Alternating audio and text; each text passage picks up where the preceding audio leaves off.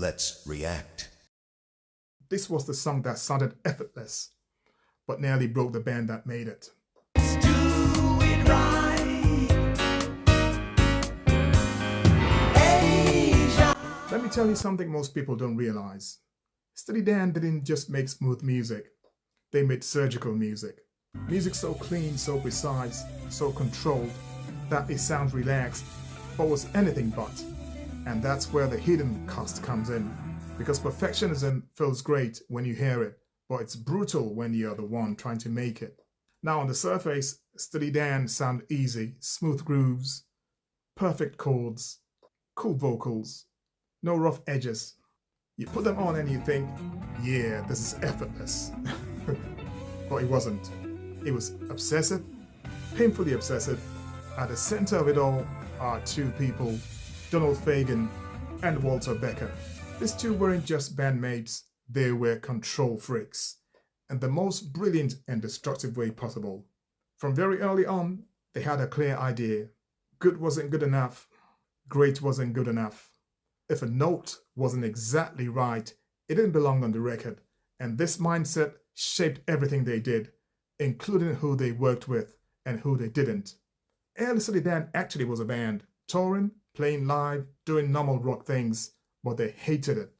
They hated sloppy playing, they hated unpredictable performances, they hated musicians who almost got it, so they made a decision that changed everything. They stopped touring and they turned Steely Dan into a studio project. That was unheard of at the time, and it came at a cost. Instead of a stable lineup, they started using the best session musicians in the world. Drummers, bass players, keyboard players, you name it. Well, here's the thing, they just didn't hire them, they tested them. They'll bring in world-class players and make them play the same part again and again and again until it was perfect. Or until the musicians cracked. There are stories of players being told, "Thanks for coming, we'll call you." These are supposedly world-class musicians. And then they never hear back. Not because they were bad, but because they weren't exactly right. That messes with people, especially musicians who aren't used to being told they're not good enough. This approach reached its peak on Asia, which many people consider one of the best sounding albums ever made. And they're probably right. But the making of it? Different story. It was exhausting. Drummers rotated constantly. Takes were scrapped for microscopic reasons. One tiny issue, redo it. One slightly wrong fill, start again. I can't even imagine how much it must have cost to make that album. Listen to the drums on Asia. They sound calm, controlled, but that came from pressure, relentless pressure. And here's where the hidden cost starts to show, because perfectionism doesn't just affect the music, it affects people. Session musicians started dreading Steely Dan calls. Not because the music was bad, but because the environment was intense, cold, clinical. You weren't collaborating, you were being examined. Now let's talk about the lyrics. Because perfectionism didn't stop at the sound.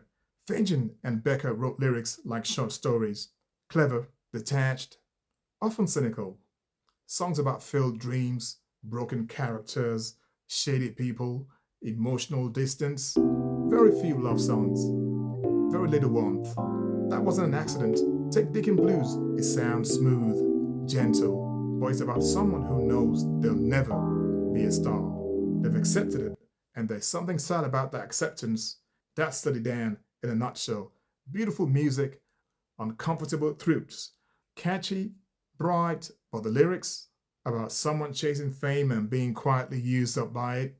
Again, no warmth, just observation. Now, imagine living in that headspace all the time. Perfect sound, detached lyrics, no mess allowed. Eventually, that pressure turns inward.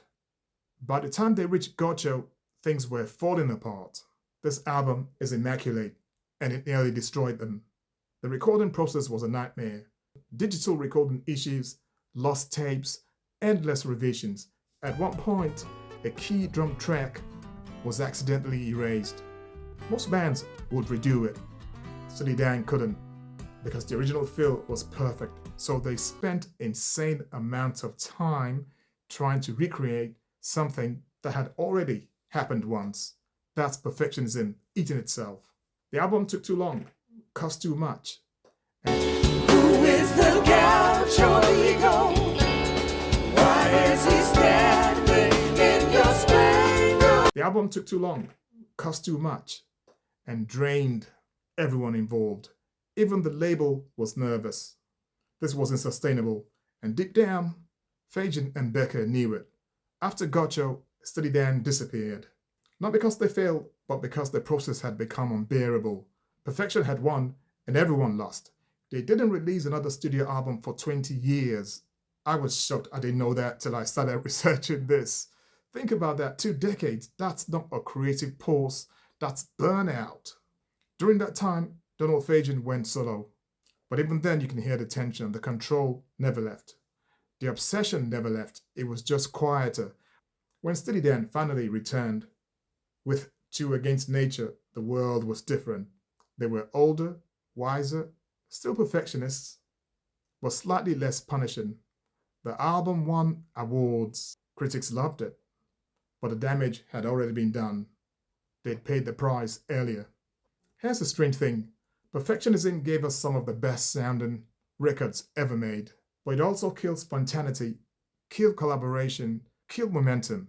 They refined, and refining forever means never moving on.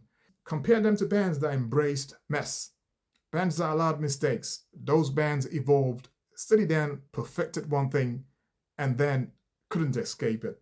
Funny thing is, that's also the reason why they're legendary. No one sounds like them. No one can sound like them. I mean, they pay the price for it because no one else is willing to pay that price. So when you listen to Aja or Gaucho or Deacon Blues, you're hearing beauty, but you're also hearing exhaustion, control, emotional distance. It's elegance with a cost. And that's the real story of Steely Dan. Not just brilliant music, but hidden toll of needing everything to be flawless. Perfection sounds amazing, but it asks for sacrifices, time, relationships, and joy. Steely Dan gave all of that to make records that still sounds unreal decades later. So the next time someone says, wow, this sounds perfect, remember this, perfection is never free. Someone always pays for it. So I hope you enjoy that. There's also membership perks for you. If you want to help decide what we do next, then check out the membership. My name is Harry. Stay good, stay cool. I'll see you later. Bye.